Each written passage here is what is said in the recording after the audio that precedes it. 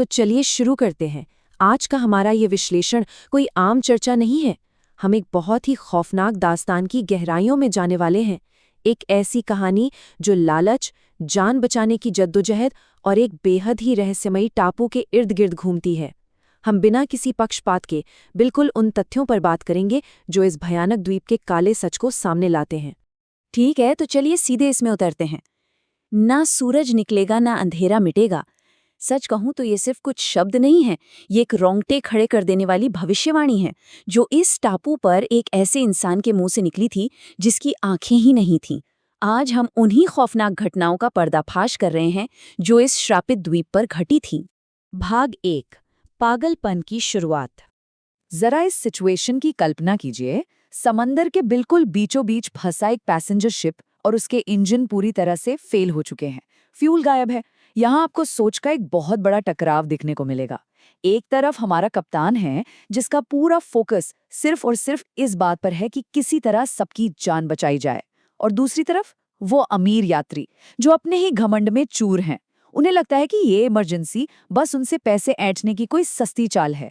मतलब उनका ये अहंकार उन्हें उस असली भयानक खतरे से बिल्कुल अंधा कर देता है जो उनके ठीक सामने था। अब देखिए, जब ये कुछ यात्री कप्तान की साफ चेतावनी को इग्नोर करके उस वीरान टापू पर उतरते हैं तो उन्हें क्या मिलता है? पेड़ों पर लटकती हुई लकड़ी और घास फूस से बनी एक वूडू गुड़िया जिसकी बिल्कुल सफेद आंखें किसी के भी पसीने छुड़ा दें। और बात यहीं खत्म नहीं होती। घनी झाड़ियों के बीच से अचानक एक लड़का लड़खड़ाता हुआ बाहर आता है, और सबसे भयानक बात, उसकी आंखें किसी ने नोच ली थीं। ये नज़ारा लिटरली रोंगटे खड़े कर देने वाला था। और ये चीज़ हमें बहुत ही साफ साफ दिखाती है कि उस शापित लड़के का अंत कितना खौफनाक था। उसकी आंखें पूरी तरह से निकाल ली गई थीं। उसी ने वो भविष्यवाणी की थी कि यहाँ सब एक दूसरे को बेरहमी से मार डालेंगे। आप सोचिए, उसकी चमड़ी के नीचे कीड़े रेंग रहे थे।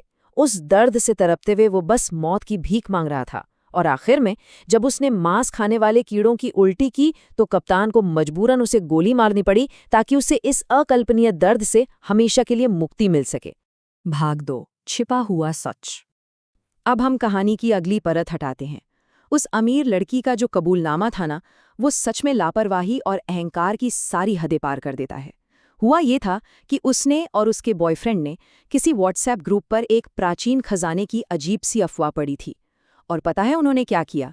सिर्फ उस खजाने की तलाश में उन्होंने शिप के खाने में बेहोशी की दवा मिला दी ताकि वो जहाज को हाईजैक करके इस वीरान टापू तक ला सकें। मतलब सिर्फ एक झूठी अफवाह और लालच के चक्कर में उन्होंने पूरे के पूरे क्रू को मौत के मुंह में धकेल दिया। उन्होंने क्या सोचा था और असलियत क्या निकली, इसके बीच का अंतर आपको हैरान कर देगा। उनकी उम्मीद थी कि सोने चांदी से भरा कोई खजाना मिलेगा, राइट? लेकिन असलियत में उन्हें मिला क्या? 5 फीट गहरा एक गड्ढा और उसके अंदर रखा लोहे का एक ताबूत। उस ताबूत के अंदर एक सड़ी गली लाश पड़ी थी जिसकी आंखों से पट्टी हटी हुई थी। बॉयफ्रेंड के उस लालच ने खजाने की जगह एक बहुत ही प्राचीन और भयानक श्राप को आजाद कर दिया था। भाग 3, प्राचीन श्राप। अब यहाँ जो सबसे दिलचस्प बात है वो ये है कि ये पूरा का पूरा मामला जुड़ा है ईविल आई यानी बुरी नज़र के कंसेप्ट से। अगर हम इतिहास के पन्नों को पलटें तो ये एक बहुत ही डार्क शैतानी शक्ति थी जो उस चुड़ैल के पास थी। कहा जाता था कि उसकी महज एक नज़र, जी हाँ, सिर्फ एक नज़र पड़ने से ही बच्चे तेज बुखार से कांपने लगते थे और जवान लोग किसी मुरझाए हुए फूल की तरह अपनी जान गंवा बैठते थे। उसकी वो नज़र ही उसका सबसे खतरनाक हथियार थी। 4, ये उन मासूम बच्चों की संख्या है जिनकी बलि उस चुड़ैल ने सूर्यग्रहण के दौरान दी थी, सिर्फ काली शक्तियों को खुश करने के लिए। और वो को बस 5वीं बलि देने ही वाली थी कि राजा के सैनिकों ने उसे पकड़ लिया। चलिए जरा इसके टाइमलाइन को समझते हैं। बच्चों की बलि देने के कुछ ही घंटों बाद उसे दबोच लिया गया। लेकिन कहानी यहाँ खत्म नहीं होती।